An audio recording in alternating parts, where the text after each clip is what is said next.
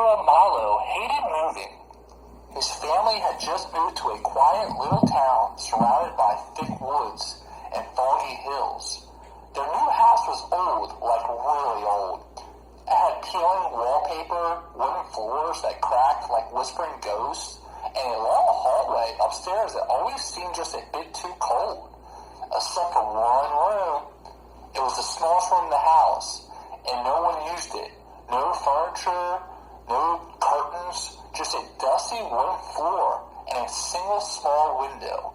But unlike the rest of the house, this room was warm. Not just a little warm, really warm. Like someone had left a fire going in the walls. Milo found it on his second night, wandering the halls after a weird dream. He opened the cracky door, and it was hit by a soft, cozy heat. It wrapped around him like a blanket. In the middle of the room, a single sunbeam filtered through the window, even though it was nighttime. Curious, he stepped in, and the door closed behind him. Milo jumped, but when he turned around, the door wasn't there anymore, just wall. He rubbed his eyes, thinking he was dreaming, but the warmth stayed. A gentle hum filled the room, like a lullaby made of wind. Then he heard a voice soft whispering, "Milo." He spun around, no one there. The warmth grew deeper, almost like arms hugging him. "Why are you sad?" the voice asked again. "You can stay here. You don't have to be lonely." "I'm not lonely," Milo said, backing up, but he was ever since he moved. He hadn't made any friends. He missed his old home, his old school, the neighbor's dog, who used to follow him around. The warmth paused. "We can be your home now," the voice said. "Just stay. Stay forever." Something was off. Too warm, too soft. The room no longer felt safe. It felt hungry. Milo shook his head. "No, I want to go." The voice got quieter, but sadder. "We choose you." Suddenly, the warmth disappeared. All of it, like someone had ripped the heat from the air. The room turned ice cold in a blink. Milo's breath fogged in front of him. Then the wall behind him shimmered, and the door repaired. He ran. The next morning, Milo told his parents. They laughed it off, said he must have been sleepwalking. But later, while exploring in the attic, he found an old journal in a box, the name on the front. Edgar Miles, 11 years old, just like him. Inside were drawings of the house, notes about a warm room, pages of "they talked to me when I said they want me to stay." The last page read, "I think if I go back one more time, I won't come out." Miles shut the journal and never went near that room again. And yet, sometimes at night, when the wind howled and a hallway went cold, he could feel it, a soft creeping warmth pushing at the door to his room, waiting.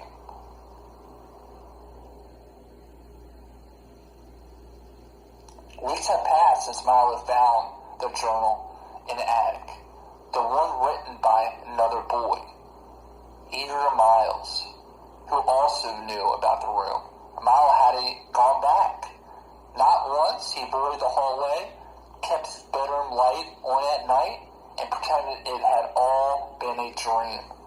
But dreams have a strange way of reminding things for you. He started again on a rainy night. Thunder shook the windows, and Milo woke up at joints. His room was warm, not from the heater, but from something else. The kind of warmth that presses against your back and whispers your name without sound. "Milo!" He sat up. The door to the hallway was open, and at the end of the hall, the small room's door was wide upon glowing faintly from inside. But something was different. This time, the warmth wasn't inviting. It was pulling. He tried to look away to lie back down and ignore it, but his body moved on its own, like a string tugged his chest towards. Barefoot and dazed, he walked slowly into the hallway. Each step closer to the room made the house feel wrong.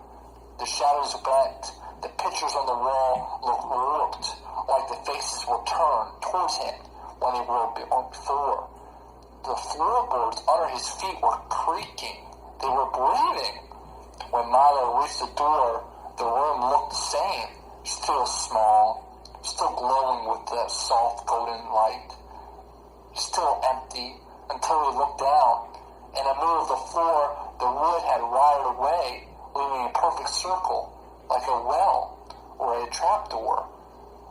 From it rose a golden glow and a heat like the center of the earth, and from inside it a hand, small, pale, a kid's hand, reaching up. Milo, it was whispered, not scary, not angry, just said, I'm still here. It was Edgar. I didn't get out, he said. Milo's throat tightened. Why not? Edgar's hand shook. Because I waited too long. I thought it loved me. I thought it cared. But it just wanted something to keep. Then Milo saw them, faces, dozens of them, just under the floor of children, boys, girls, all watching, all waiting, all glowing with a warm golden hue. You can still leave, Edgar, said the voice cracking. But it's getting stronger. Milo backed away, heart racing. The warmth, that was heat, and head was turning into the pressure. The room glowed of a beast turning into the sleep. You have to seal the door, Edgar whispered. Don't let it speak to you again. Milo turned and ran. This time the house didn't even stop him. Let him go. Maybe for now. The next morning he found nails, wood, salt, anything he could.